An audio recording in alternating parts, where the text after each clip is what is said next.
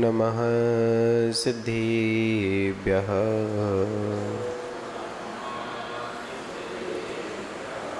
ऋणमीदूढसव्यसिद्धे झाणुत्तम खब दीह दीह संसारी। दस दस दो दोड़ा जिणे दस दो अणु पीहणम बोक्षे। नमो अरिहंताणम नमो सिद्धाणम नमो आयनीयाणम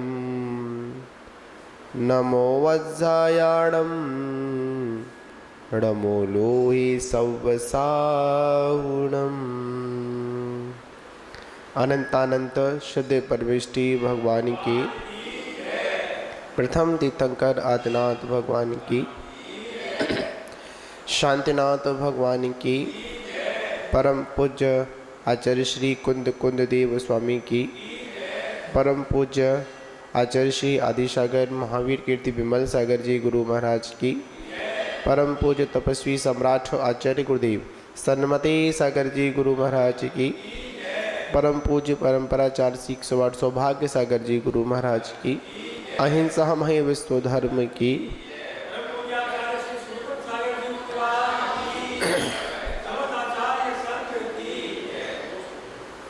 मान बाबू, हम सभी लोग अपने जीवन को आनंद में मंगल में करने के लिए प्रतिदिन चतुर्मास काल में इस वर्षा युग में आचार्य श्री कुंद कुंद देव स्वामी की अमृत उपदेशना का रसोसाधन कर रहे हैं, जिसमें आचार्य भगवंत इस आत्मा को राग से हटाकर वैराग्य की ओर, और जब यह जीव वैराग्य में जब दृढ़ हो जाता है तो आगे चलकर यह वीतरागता को प्राप्त बड़ी ही सहजता से कर लेता है। जीवन में जब तक ये राग बुद्धि नहीं हटेगी हमारी, तब तक हम लोग वीतरागता को भी प्राप्त नहीं कर सकते। जो वैराग्य है वह वीतरागता की भूमिका है। जब तक हम लोग भूमिका में ही अगर दृढ़ नहीं हो पाएंगे तो वीतरागता को कैसे प्राप्त करेंगे। जिनागम में 4 शब्द हैं, राग, अनुराग, वैराग्य और वीतराग।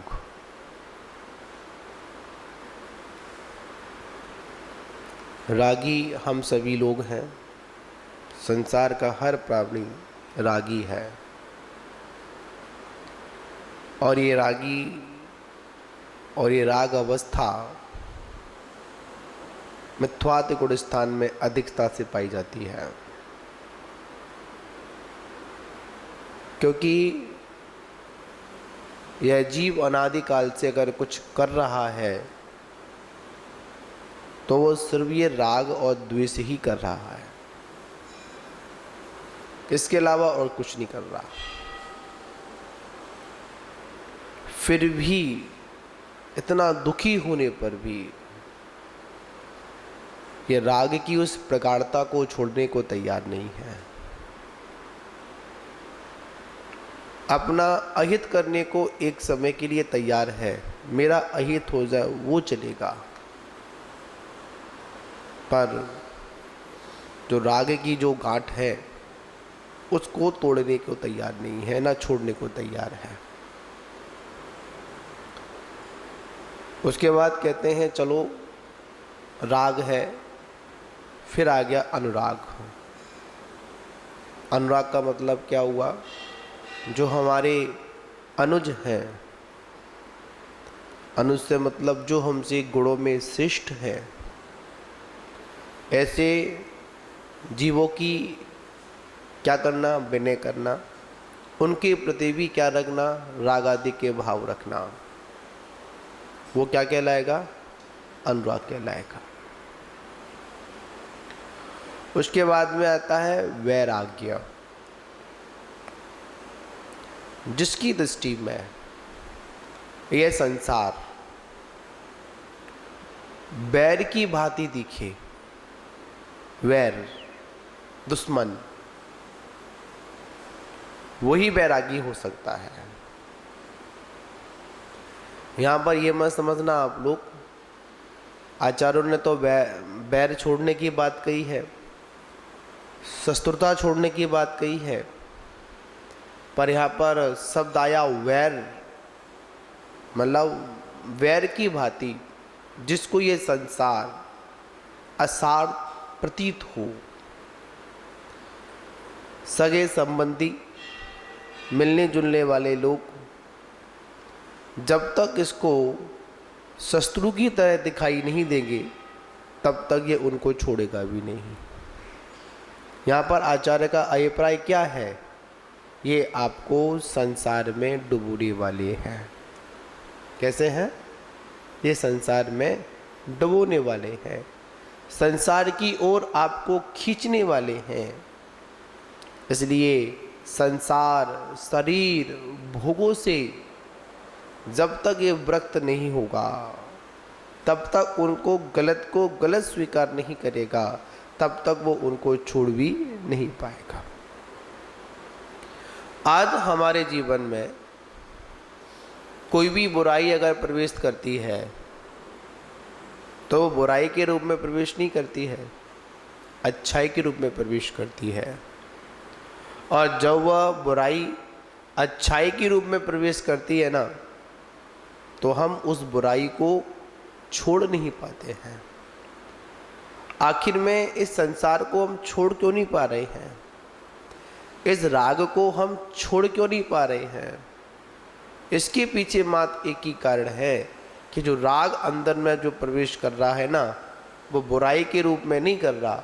कैसे कर रहा है, अच्छाई के रूप में प्रवेश कर रहा है। देखिए,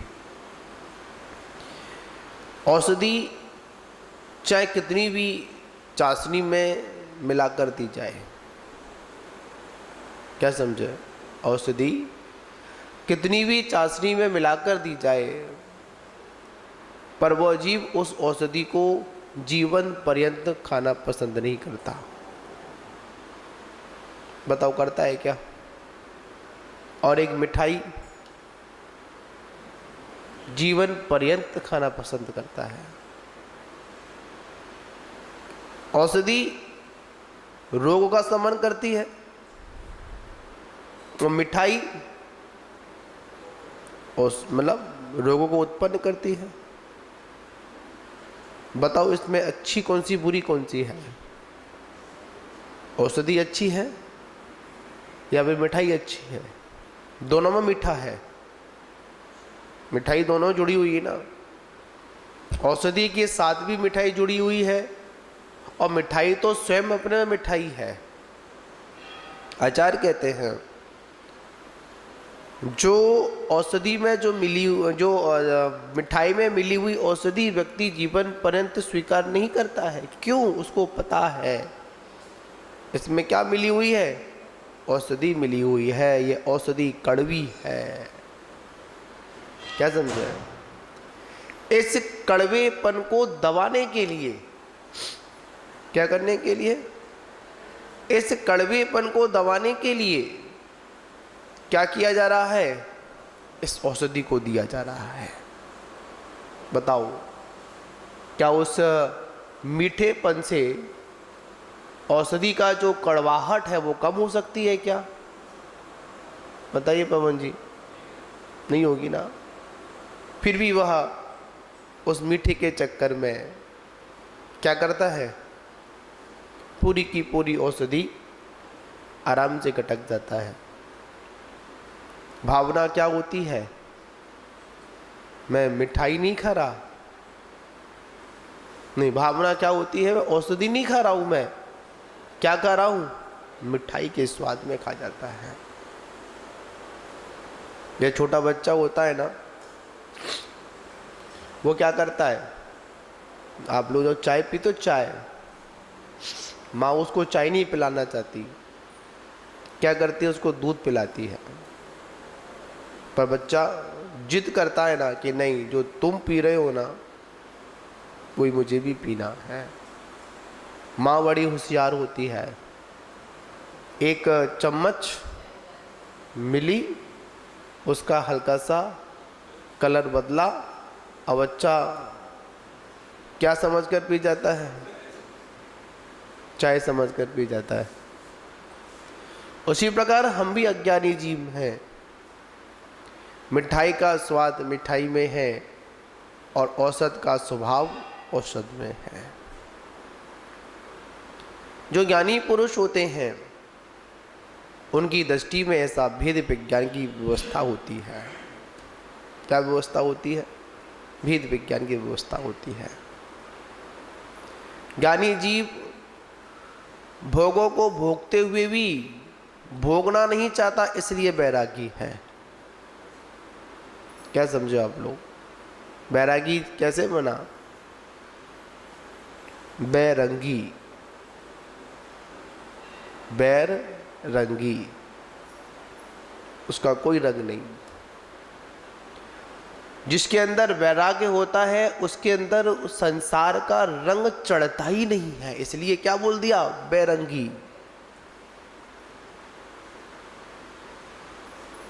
इसलिए वहां पर आचार्य भगवत कहते हैं कि वैराग्य का मतलब वहां पर भी जुड़ा हुआ है पीछे राग।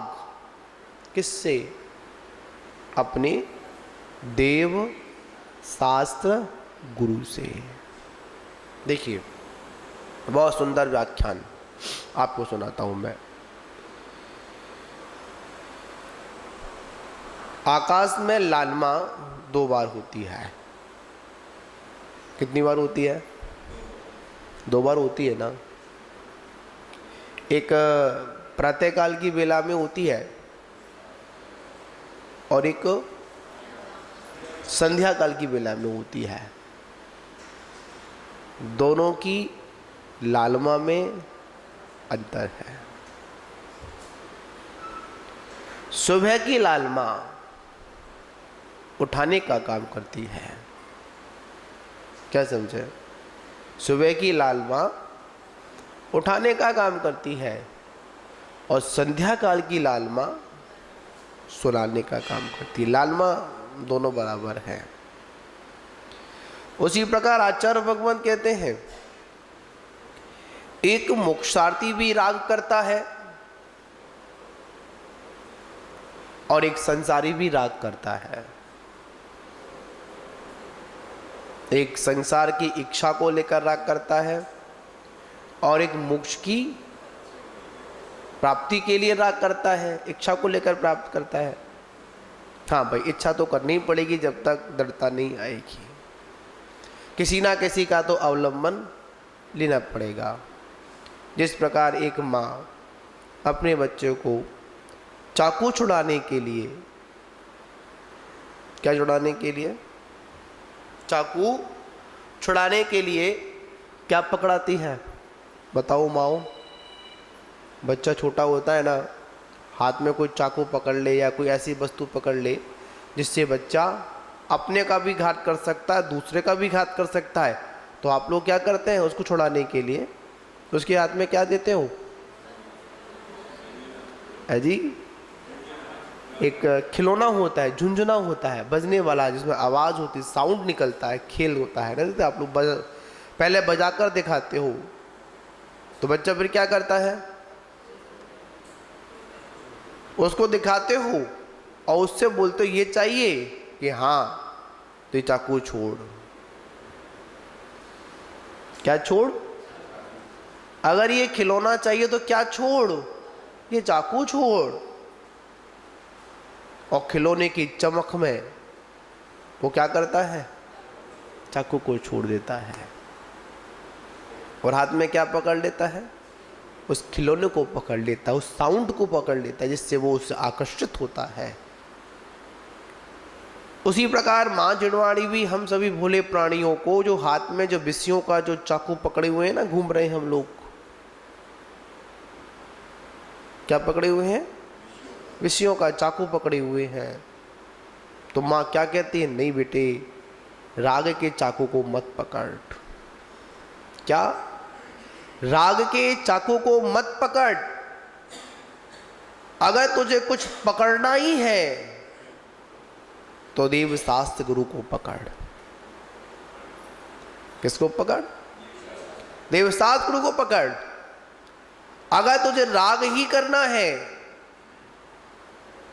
तो भौतिक वस्तुओं का राग मत कर, परमार्थ वस्तु का राग कर, जिससे तेरा आगे कल्याण निश्चित है।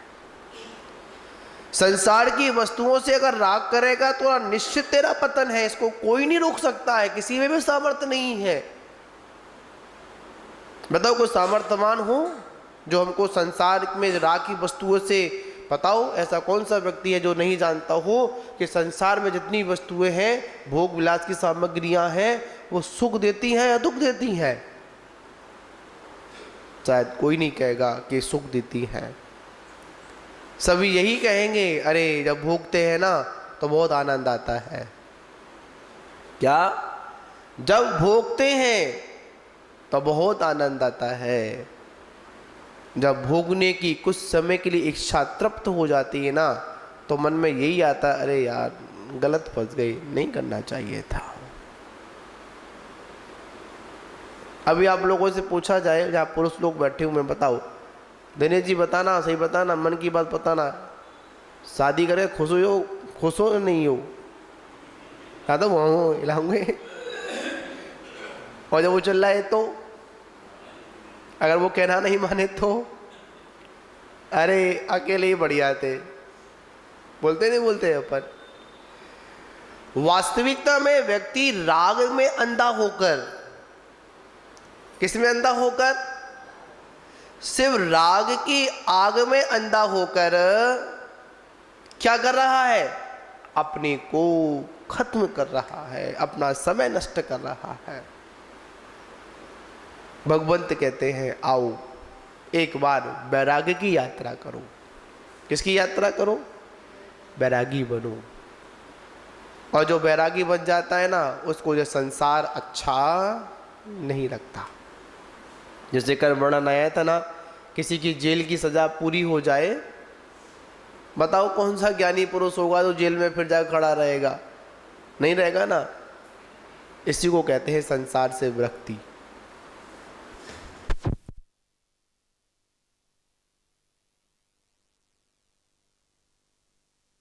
जो व्यक्ति हमारा साथ देना छोड़ दे, ऐसे व्यक्ति का हम साथ दें। जो व्यक्ति हमारे साथ धोखा करता हो, बताओ ऐसा कौन सा पुरुष होगा जो ज्ञानी पुरुष होगा जो धोखेबाज के साथ? ऐसा शरीर को प्राप्त करने से पहले, आवाज आ रही है?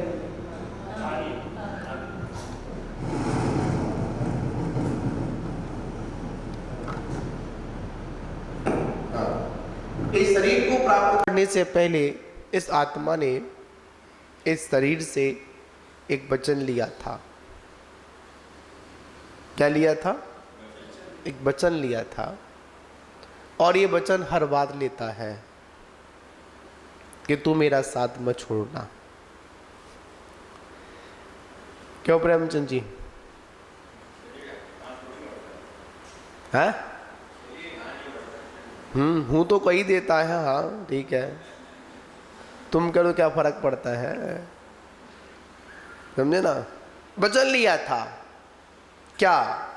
तू मेरा साथ देना। कब तक? जन्म जन्म तक मेरा साथ देना। अरे आप जन्म जन्म की बात करते हो, इस पर्याय में ये शरीर हमारा साथ नहीं देता, हम जन्म जन्म की बात क्या करें। बहुत लोग रागता की कारण बहुत सारे मतलब वादे कर देते हैं, हाँ हम तुम्हारे साथ रहेंगे, ऐसा करेंगे वैसा करेंगे, वचन भी दे देते हैं, प्राण जाए पर वचन ना जाए। अरे क्या मतलब निकलता है? ये संसार की दशा ही कुछ ऐसी है, जब तक स्वार्थ सिद्ध होता है तब तक तो सारे वचन याद रहते हैं, और जैसे ही स्वार्थ की सिद्धि हो जाती है ना, तो कोई हमारे वचनों को कोई मूल्य नहीं होता है। इसी भावना को आचार्य भगवान आज अनंत भावना में हमको समझाने का प्रयास कर रहे हैं। कौन सी भावना है? अनंत भावना। ये ऐसी भावना है, एकत्व भावना से भी कैसी भावना है? बड़ी हटकर भावना है। एकत्व मतलब एक को हम। चलो तुमको ये भी समझ में नहीं आ रहा है ना, अब मैं तुमको प्रैक्टिकल करके बताता हूं। होते हैं मूढ़ व्यक्ति हम जैसे, एक बात समझ में घुसती नहीं दिमाग में, फिर आचार्य के चल इससे नहीं, अब तू इससे समझ। अनंत भावना, माता पिता सहोदर पुत्र कतादि बंध संदोहो जीवसणा संबधो हिड़ी है कज्ज बसेड़े बैठती। बहुत सुंदर गाथा आचार्य भगवंत ने यहाँ पर कहा। माता पिता सदोधर भाई पुत्र पत्नी एवं बंधु बांधवों का समूह, इनमें से जीव का कोई सगा संबंधी नहीं है। कोई है? जन्म देने वाली माँ, जन्म देने वाला पिता, यहां तक कह दिया एक ही गर्भ काल में, गर्भ के प्रवास में एक साथ रहने वाला दो जीव, एक साथ दोनों की उत्पत्ति का समय, एक साथ गर्भ धारण करने का समय दोनों का एक साथ था, अलग अलग नहीं था। सदोधर जिसको कहते हैं खून का संबंध, रिश्ता कहते हैं अपन, वो भी हमारा सगा नहीं है। किसकी सगे की बात करें अपन? पत्नी पुत्र, और जितने भी जो बंधु बंध है ना, जिनको अपना मानते हैं, इनमें से कोई भी मरती बिरिया जीव का कोई न राखनहार। कोई है बताओ? कोई नहीं है। सभी लोग समझते हैं जन्म देने वाली माँ, जन्म देने वाला पिता, भाई बंधु सखा जो भी है, जिसको हम अपना मानते हैं, जो कहता है कि हमारा तुम्हारा सात जन्म जन्म का है। एक बार एक पति ने देते वचन देते हैं, तेरा जन्म कितने जन्म, मेरा तेरा साथ कितने जन्म का है? 7 जन्म का। बोलते नहीं बोलते हैं अपन, कितना है? 7 जन्म का साथ है। एक था, पत्नी ने कहा आपने कसम खाई थी 7 जन्म का साथ दोगे? हाँ, मैं कब मने कर रहा हूं, दूंगा। एक बात याद रखना, 6 बार दे चुका, ये आखिरी है। क्या बोले? 6 बार तो दे चुका, ये आखिरी है, इसके बाद नहीं। बात यह समझनी है, संसार में हर व्यक्ति अपनी ओर हमको आकर्षण कर रहा है, पर पदार्थों में इतनी सामर्थ्य है, कहने को ये अजीब है। रागादिक भाव क्या है बताइए? जीव या अजीब है? बताओ पत्रकार जी, रागादिक भाव जीव या अजीब? ना, अजीब है। इनको करने वाला जीव है। रागादिक तो 9 कर्म है, राग द्वेष मोह 9 कर्म के अंतर्गत आते हैं, समझे ना? उन अजीबों में इतना बड़ा आकर्षण है, व्यक्ति उसकी ओर खिंचा चला आता, चुंबकीय शक्ति है। जीव नहीं उनके अंदर, फिर भी उनकी ओर खिंच रहा है। कभी उन अजीबों ने आपको, रागादिक ने ये नहीं कहा कि आओ एक बार मुझसे राग करो। कहा क्या? कहा क्या बताओ? नहीं कहा ना। फिर भी हम क्या करते हैं? राग बुद्धि। कैसी बुद्धि? हमारी राग बुद्धि इतनी प्रबल राग बुद्धि है कि कुछ पूछो नहीं। तुरंत हम किस ओर चले जाते हैं? उस ओर चले जाते हैं। बड़ी सुंदर लाइन याद आती है कि सोचा था भोगों में, ये कौन सी पढ़ो पढ़ो, बुझ जावे की इच्छा ज्वाला, मानो पावक में घी डाला। समझे ना आप लोग? बड़ी महत्वपूर्ण लाइन उस देवशास्त्र गुरु की पूजन में आती है। मंगत राम जी की पूजन है, बहुत सुंदर। इसमें 12 भावना को चिंतन चलता है। सोचता हूं ये इच्छा ज्वाला इसको भोगने से शांत हो जाए, एक बार इससे राग कर लूं तो क्या होगा?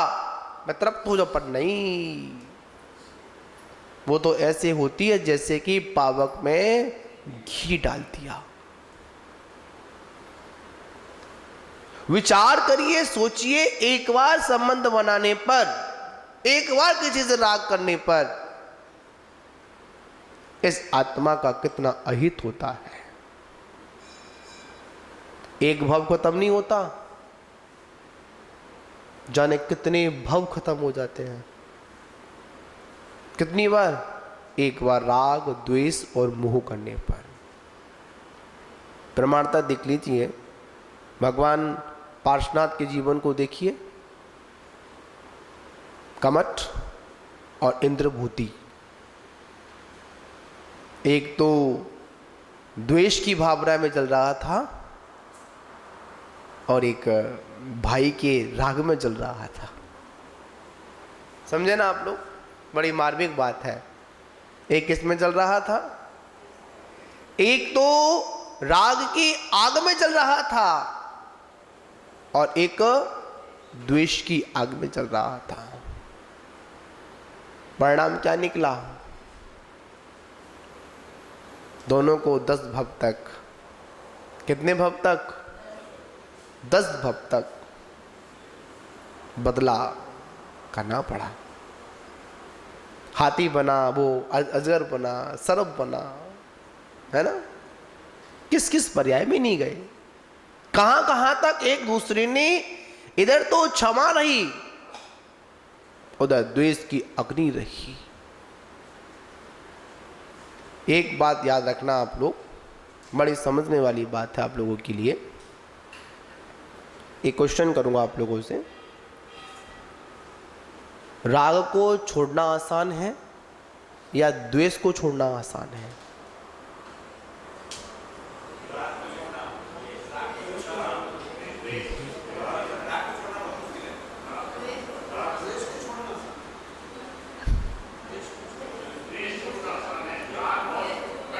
बिल्कुल सही कहा आप लोगों ने। द्वेष, कोई कह दे ये पेंसिल खराब है, तुरंत छोड़ दी। छोड़ने में कितना वक्त लगा बताओ? याद रखना, वस्तु का संग्रह करने में बहुत वक्त लगता है और वस्तु का त्याग करने में वक्त नहीं लगता। घर बनाने में बहुत वक्त लगता है, रिश्तों को बनाने में बहुत वक्त लगता है, पर रिश्तों को तोड़ने में कुछ वक्त नहीं लगता। एक बहुत सुंदर इमारत बनती है, अभी नोएडा में बनी थी, देखा होगा आप लोगों ने। टावर खड़े किए थे, है ना? टावर थे ना, बहुत ऊंचे ऊंचे टावर बनाए थे। कितने? 2-3 कितने थे बिल्डर साहब? 2 टावर थे ना? 2 टावर थे, गगन चुंबनीय। उनको बनाने में शायद लंबा वक्त लगा होगा, पर उनको ध्वस्त करने में 2 मिनट, 2 मिनट मतलब वो सेटिंग करने में वक्त जो लगा होगा, 2 मिनट के अंदर एक बटन क्या दबाया, पूरी की पूरी इमारत कहाँ आ गई? जमीन पर आ गई। बनाने में वक्त लगा, तोड़ने में वक्त नहीं लगा। याद रखना, जिस दिन हमको ये पता चल जाए ये वस्तु हमारे लिए अहितकारी है, क्या ये वस्तु हमारे लिए बहुत अहितकारी है, तो उसको छोड़ने में वक्त नहीं लगेगा, चाहे वो राग पूर्वक हो और चाहे वो द्वेष पूर्वक हो। तो महान बाबू, आगे का व्याख्यान अपन फिस गाथा पर अपन संपन्न करेंगे, क्योंकि समय अपनी गति से चलता है, ठीक है ना। तो यहाँ पर गाथा को पढ़ लिया हम लोगों ने, एक बार पढ़ देता हूँ। माता पिता सदोदर भाई पुत्र पत्नी एवं बंधु बांधवों का समूह, इसमें जीव का कोई वास्तविक संबंधी नहीं है, अपने कारवश हुआ करते हैं, अपना अपना काम करते हैं और वह निकल जाते हैं। आगे का व्याख्यान फिर करेंगे। जय बोलो शांतिनाथ भगवान की जय। अंतर है। सुबह की लालमा उठाने का काम करती है, क्या समझे? सुबह की लालमा उठाने का काम करती है और संध्या काल की लालमा सुलाने का काम करती है। लालमा दोनों बराबर है। उसी प्रकार आचार्य भगवान कहते हैं, एक मोक्षार्थी भी राग करता है और एक संसारी भी राग करता है। एक संसार की इच्छा को लेकर राग करता है और एक मोक्ष की प्राप्ति के लिए राग करता है, इच्छा को लेकर प्राप्त करता है। हाँ भाई, इच्छा तो करनी ही पड़ेगी जब तक दृढ़ता नहीं आएगी, किसी ना किसी का तो अवलंबन लेना पड़ेगा। जिस प्रकार एक माँ अपने बच्चे को चाकू छुड़ाने के लिए, क्या छुड़ाने के लिए? चाकू छुड़ाने के लिए क्या पकड़ाती है? बताओ माओ। बच्चा छोटा होता है ना, हाथ में कोई चाकू पकड़ ले या कोई ऐसी वस्तु पकड़ ले जिससे बच्चा अपने का भी घात कर सकता है, दूसरे का भी घात कर सकता है, तो आप लोग क्या करते हैं? उसको छुड़ाने के लिए उसके हाथ में क्या देते हो? है जी, एक खिलौना होता है, झुंझुना होता है, बजने वाला, जिसमें आवाज़ होती है, साउंड निकलता है, खेल होता है ना। आप लोग पहले बजाकर दिखाते हो तो बच्चा फिर क्या करता है? उसको दिखाते हो और उससे बोलते हो ये चाहिए कि हाँ, तो ये चाकू छोड़। क्या छोड़? अगर ये खिलौना चाहिए तो क्या छोड़? ये चाकू छोड़। और खिलौने की चमक में वो क्या करता है? चाकू को छोड़ देता है और हाथ में क्या पकड़ लेता है? उस खिलौने को पकड़ लेता है, उस साउंड को पकड़ लेता है, जिससे वो उससे आकर्षित होता है। उसी प्रकार माँ जिनवाड़ी भी हम सभी भोले प्राणियों को, जो हाथ में जो विषयों का जो चाकू पकड़े हुए हैं ना, घूम रहे हैं हम लोग, क्या पकड़े हुए हैं? विषयों का चाकू पकड़े हुए हैं। तो माँ क्या कहती है? नहीं बेटे, राग के चाकू को मत पकड़। क्या? राग के चाकू को मत पकड़। अगर तुझे कुछ पकड़ना ही है तो देव शास्त्र गुरु को पकड़। किसको पकड़? देव शास्त्र गुरु को पकड़। अगर तुझे राग ही करना है तो भौतिक वस्तुओं का राग मत कर, परमार्थ वस्तु का राग कर, जिससे तेरा आगे कल्याण निश्चित है। संसार की वस्तुओं से अगर राग करेगा तो निश्चित तेरा पतन है, इसको कोई नहीं रोक सकता है, किसी में भी सामर्थ्य नहीं है। बताओ कोई सामर्थ्यवान हो जो हमको संसार में राग की वस्तुओं से, बताओ ऐसा कौन सा व्यक्ति है जो नहीं जानता हो कि संसार में जितनी वस्तुएं हैं, भोग विलास की सामग्रियां हैं, वो सुख देती हैं या दुख देती हैं? शायद कोई नहीं कहेगा कि सुख देती हैं। सभी यही कहेंगे, अरे जब भोगते हैं ना तो बहुत आनंद आता है। क्या? जब भोगते हैं तो बहुत आनंद आता है, जब भोगने की कुछ समय के लिए इच्छा तृप्त हो जाती है ना, तो मन में यही आता, अरे यार गलत फंस गई, नहीं करना चाहिए था। अभी आप लोगों से पूछा जाए, जहाँ पुरुष लोग बैठे हुए, बताओ दिनेश जी, बताना, सही बताना, मन की बात बताना, शादी करे खुश हो या नहीं हो? क्या तो वो हिलाऊंगे। और जब वो चल रहा है तो, अगर वो कहना नहीं माने तो, अरे अकेले ही बढ़िया थे, बोलते नहीं बोलते अपन। वास्तविकता में व्यक्ति राग में अंधा होकर, किस में अंधा होकर? सिर्फ राग की आग में अंधा होकर क्या कर रहा है? अपने को खत्म कर रहा है, अपना समय नष्ट कर रहा है। भगवंत कहते हैं आओ एक बार वैराग्य की यात्रा करो। किसकी यात्रा करो? वैरागी बनो। और जो वैरागी बन जाता है ना, उसको जो संसार अच्छा नहीं लगता। जैसे कल वर्णन आया था ना, किसी की जेल की सजा पूरी हो जाए, बताओ कौन सा ज्ञानी पुरुष होगा तो जेल में फिर जाकर खड़ा रहेगा? नहीं रहेगा ना। इसी को कहते हैं संसार से विरक्ति।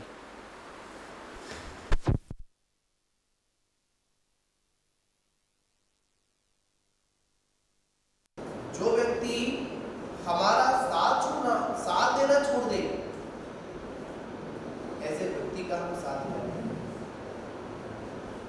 जो व्यक्ति हमारे साथ धोखा करता हो, बताओ ऐसा कौन सा पुरुष होगा जो ज्ञानी पुरुष होगा जो धोखेबाज के साथ? ऐसा शरीर को प्राप्त करने से पहले, आवाज आ रही है?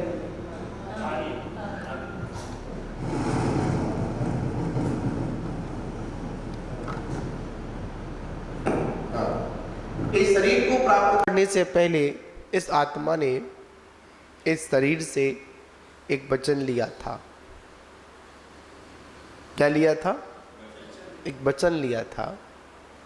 और ये वचन हर बात लेता है कि तू मेरा साथ मत छोड़ना। क्यों प्रेमचंद जी? है?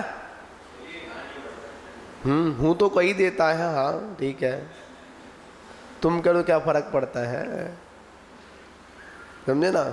वचन लिया था क्या? तू मेरा साथ देना। कब तक? जन्म जन्म तक मेरा साथ देना। अरे आप जन्म जन्म की बात करते हो, इस पर्याय में ये शरीर हमारा साथ नहीं देता, हम जन्म जन्म की बात क्या करें। बहुत लोग रागता की कारण बहुत सारे मतलब वादे कर देते हैं, हाँ हम तुम्हारे साथ रहेंगे, ऐसा करेंगे वैसा करेंगे, वचन भी दे देते हैं, प्राण जाए पर वचन ना जाए। अरे क्या मतलब निकलता है? ये संसार की दशा ही कुछ ऐसी है, जब तक स्वार्थ सिद्ध होता है तब तक तो सारे वचन याद रहते हैं, और जैसे ही स्वार्थ की सिद्धि हो जाती है ना, तो कोई हमारे वचनों को कोई मूल्य नहीं होता है। इसी भावना को आचार्य भगवान आज अनंत भावना में हमको समझाने का प्रयास कर रहे हैं। कौन सी भावना है? अनंत भावना। ये ऐसी भावना है, एकत्व भावना से भी कैसी भावना है? बड़ी हटकर भावना है। एकत्व मतलब एक को हम। चलो तुमको ये भी समझ में नहीं आ रहा है ना, अब मैं तुमको प्रैक्टिकल करके बताता हूं। होते हैं मूढ़ व्यक्ति हम जैसे, एक बात समझ में घुसती नहीं दिमाग में, फिर आचार्य के चल इससे नहीं, अब तू इससे समझ। अनंत भावना, माता पिता सहोदर पुत्र कतादि बंध संदोहो जीवस्रणा संबधो हिड़ी है कज बसेड़े बैठती। बहुत सुंदर गाथा आचार्य भगवंत ने यहाँ पर कहा। माता पिता सदोधर भाई पुत्र पत्नी एवं बंधु बांधवों का समूह, इनमें से जीव का कोई सगा संबंधी नहीं है। कोई है?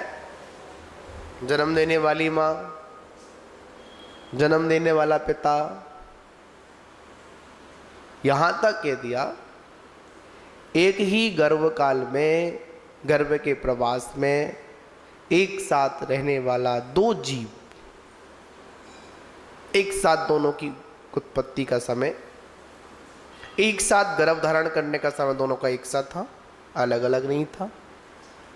सदोदर जिसको कहते हैं खून का संबंध, रिश्ता कहते हैं अपन, वो भी हमारा सगा नहीं है। किसकी सगे की बात करें अपन? पत्नी पुत्र और जितने भी जो बंधु बंध है ना, जिनको अपना मानते हैं, इनमें से कोई भी मरती बिरिया जीव का कोई न राखनहार। कोई है बताओ? कोई नहीं है।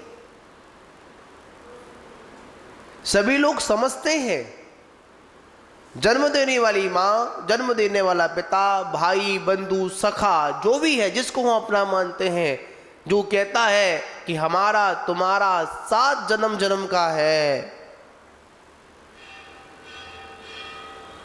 एक बार एक पति ने देते वचन देते हैं, तेरा जन्म कितने जन्म, मेरा तेरा 7 कितने जन्म का है?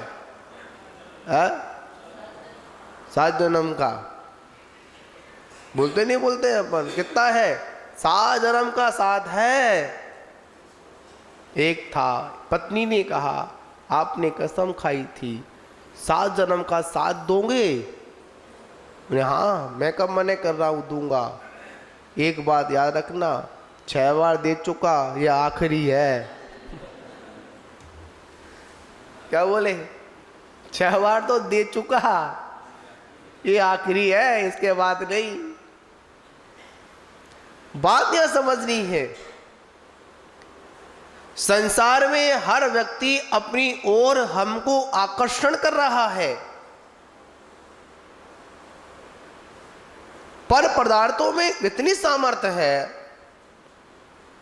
कहने को ये अजीब है। रागादिक भाव क्या है बताइए? जीव या अजीब है? बताओ पत्रकार जी, रागादिक भाव जीव या अजीब? ना, अजीब है। इनको करने वाला जीव है। रागादिक तो 9 कर्म है, राग द्वेष मोह 9 कर्म के अंतर्गत आते हैं, समझे ना। उन अजीबों में इतना बड़ा आकर्षण है, व्यक्ति उसकी ओर खिंचा चला आता है, चुंबकीय शक्ति है। जीव नहीं उनके अंदर, फिर भी उनकी ओर खिंच रहा है। कभी उन अजीबों ने आपको, रागादिक ने ये नहीं कहा कि आओ एक बार मुझसे राग करो। कहा क्या? कहा क्या बताओ? नहीं कहा ना। फिर भी हम क्या करते हैं? राग बुद्धि। कैसी बुद्धि? हमारी राग बुद्धि इतनी प्रबल राग बुद्धि है कि कुछ पूछो नहीं। तुरंत हम किस ओर चले जाते हैं? उस ओर चले जाते हैं। बड़ी सुंदर लाइन याद आती है कि सोचा था भोगों में, ये कौन सी पढ़ो पढ़ो, बुझ जावे की इच्छा ज्वाला, मानो पावक में घी डाला। समझे ना आप लोग? बड़ी महत्वपूर्ण लाइन उस देवशास्त्र गुरु की पूजन में आती है। मंगत राम जी की पूजन है, बहुत सुंदर। इसमें 12 भावना को चिंतन चलता है। सोचता हूं ये इच्छा ज्वाला इसको भोगने से शांत हो जाए, एक बार इससे राग कर लूं तो क्या होगा, मैं तृप्त हो जाऊं। पर नहीं, वो तो ऐसे होती है जैसे कि पावक में घी डाल दिया। विचार करिए, सोचिए, एक बार संबंध बनाने पर, एक बार किसी से राग करने पर इस आत्मा का कितना अहित होता है। एक भव खत्म नहीं होता, जाने कितने भव खत्म हो जाते हैं। कितनी बार, एक बार राग द्वेष और मोह करने पर। प्रमाणता देख लीजिए, भगवान पार्श्वनाथ के जीवन को देखिए। कमठ और इंद्रभूति, एक तो द्वेष की भावना में चल रहा था और एक भाई के राग में चल रहा था। समझे ना आप लोग, बड़ी मार्मिक बात है। एक किसमें चल रहा था, एक तो राग की आग में चल रहा था और एक द्वेष की आग में चल रहा था। परिणाम क्या निकला, दोनों को 10 भव तक, कितने भव तक, 10 भव तक बदला करना पड़ा। हाथी बना, वो अजगर बना, सर्प बना, है ना। किस किस पर्याय में नहीं गए, कहां कहां तक एक दूसरे ने, इधर तो क्षमा रही, उधर द्वेष की अग्नि रही। एक बात याद रखना आप लोग, बड़ी समझने वाली बात है आप लोगों के लिए। एक क्वेश्चन करूंगा आप लोगों से, राग को छोड़ना आसान है या द्वेष को छोड़ना आसान है?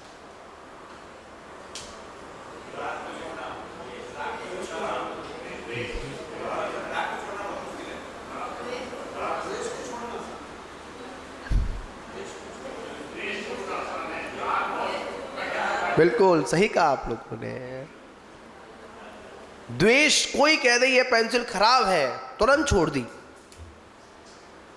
छोड़ने में कितना वक्त लगा बताओ? याद रखना, वस्तु का संग्रह करने में बहुत वक्त लगता है और वस्तु का त्याग करने में वक्त नहीं लगता। घर बनाने में बहुत वक्त लगता है, रिश्तों को बनाने में बहुत वक्त लगता है, पर रिश्तों को तोड़ने में कुछ वक्त नहीं लगता। एक बहुत सुंदर इमारत बनती है, अभी नोएडा में बनी थी, देखा होगा आप लोगों ने, टावर खड़े किए थे, है ना। टावर थे ना, बहुत ऊंचे ऊंचे टावर बनाए थे। कितने, 2-3 कितने थे बिल्डर साहब? 2 टावर थे ना, 2 टावर थे, गगन चुंबनीय। उनको बनाने में शायद लंबा वक्त लगा होगा, पर उनको ध्वस्त करने में 2 मिनट,